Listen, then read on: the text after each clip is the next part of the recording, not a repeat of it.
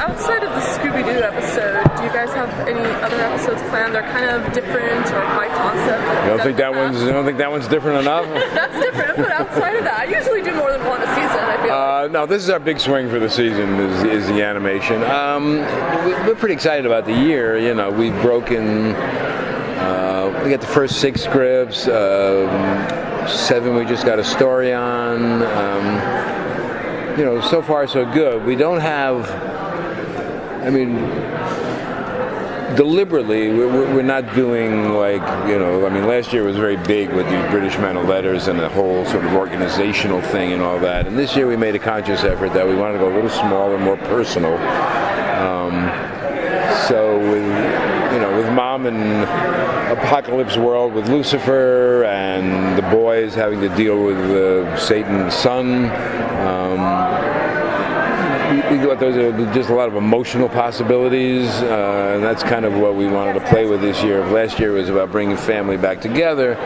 This is what do you do when your family gets blown apart. And so speaking of family, Mary is obviously in the alt universe. We've heard a little bit about her.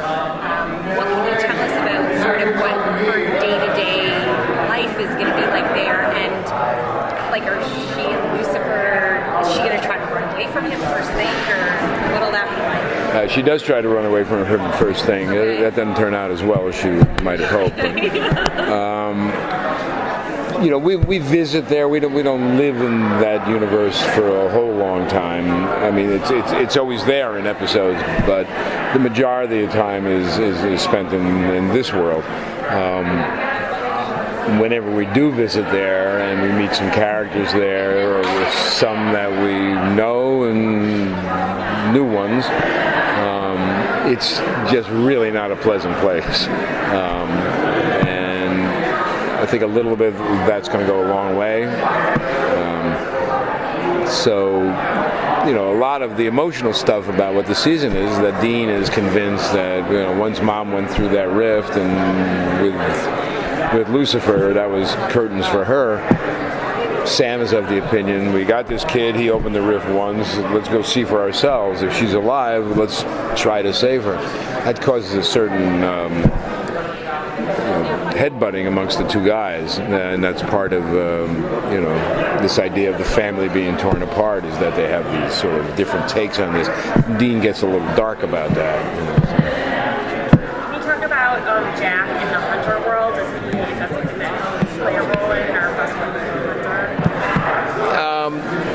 In the beginning, without getting too specific, he doesn't have much control over his powers. I guess he's a little bit like the Hulk in that regard, is that, you know, he can do things, but he does them involuntarily. Part of him, because he's, you know, half human, doesn't want to hurt people. You know, he knows what you know. He has this thumb drive that his mother left him, talking about that he can be what he wants to be, that, you know, and he has this angel looking over him, so he's aware of all this, but he can't control himself totally. So it's really about how do you get that balance. He's interested in the Hunter world, but he has a couple of missteps early on, and again, what Dean feels about him in the beginning of the year as opposed to what Sam wants to do with him, they're really, really worlds apart. And so there's a lot of conflict between the guys there, and this kid is kind of caught in the middle. But, you know, good drama is conflict, so that's what we try to do every year. For you, having been on the show, you know, as long as the guys, obviously, what do you think has changed the most for Sam and Dean, specifically in what you mentioned about that their family, everyone they love has been killed? In the past, they used to just stick together and sort of accept that that was their life, but now it sounds like they're not accepting that, like, you know, that they actually have a safety net that they want to have, as opposed to only wanting each other. Well, I think it's, you know, it's like Obamacare. People were against it, but once they got it, they're saying, well, maybe, yeah, now you want to take that away? You know. So I never thought of this, which you question in political terms, but I think that's fairly close. I see the metaphor. So they had this thing, mom, a relationship with their mother, which they never had, and then that gets taken away. It's really kind of a devastating blow. How one reacts to that is what makes people different. I think you've seen where a family member will die, and some people show their emotion, or they're trying to get their stuff out, where other people become withdrawn and don't deal with it. They don't deal with their own emotions.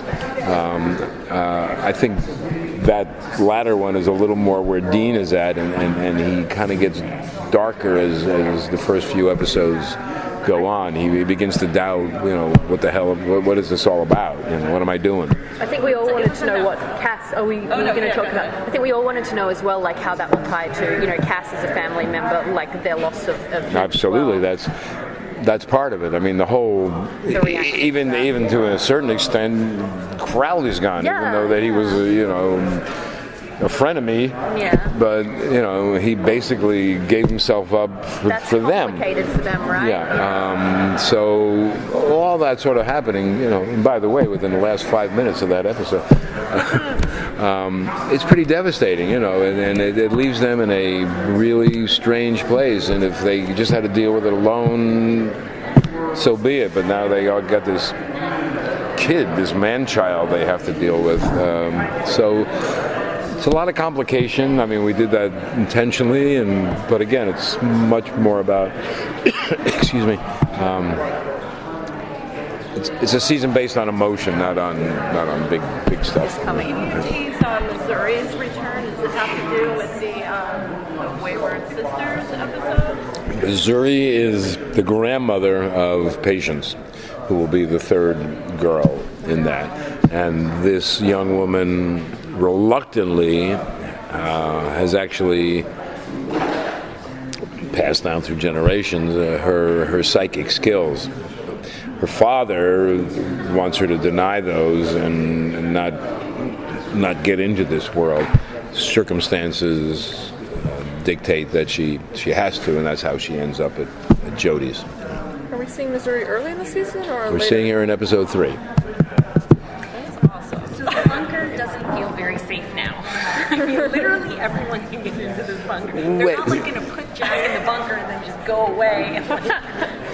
Well, no, because they can ward it, and I mean, you hit on an interesting point when we have these internal discussions sometimes, and sometimes the writers will come in and say, so and so shows up at the bunker, and I say, what is this, Grand Central Station now? So you're aware of it. Yeah, anybody can come in. So we're cognizant of your point and trying to deal with that. But we always tried to make her, like when Mr. Ketch showed up, right? It's all the men of letters have a key to every men of letters facility. But we're going back with some warding, and they do leave him alone at a certain point, and he trashes the place. No. I have to take him. Thanks, guys. Okay.